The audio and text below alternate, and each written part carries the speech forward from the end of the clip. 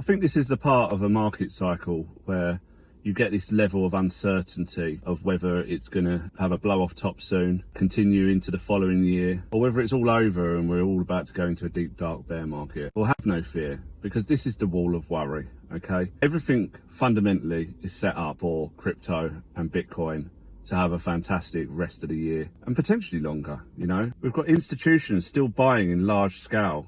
We've got the altcoin ETFs coming up in the next couple of months. We've got stock markets at all-time highs and Fed rate cuts potentially coming within the next couple of weeks. We've got jobs data that came out today in the US showing that unemployment came out higher than expected.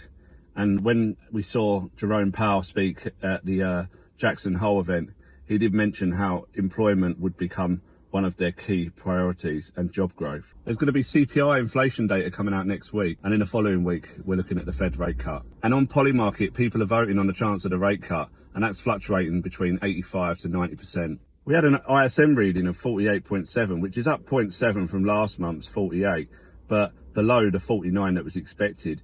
Now, we know we want 50. We want to be above 50 to show expansion in the markets. But like we've seen with the ISM, it's been riding at those lows. It's been lower and under the 50 for one of the longest periods ever seen. And I believe the ISM does go up as part of the business cycle, like it did in 2021, 2017, 2014.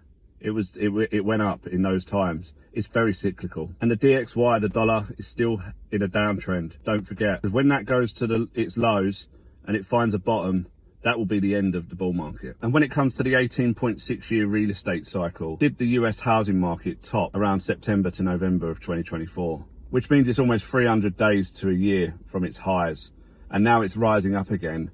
Is it a complacency bounce for the housing market? And as we know, with the real estate cycle, that as the housing market tops, the stock market, and that means crypto too, any risk assets, continue for 12 to 18 months after. I'm a strong believer that there will be a recession after this bull market's over. As we can see, the economies across the world are in such a state. There is inflation, it's sticking around, but it's not high inflation right now. So I believe we do get rate cuts, and I do believe there will be a fantastic end, a mania phase, a euphoric phase of this market cycle, but there will be a recession afterwards.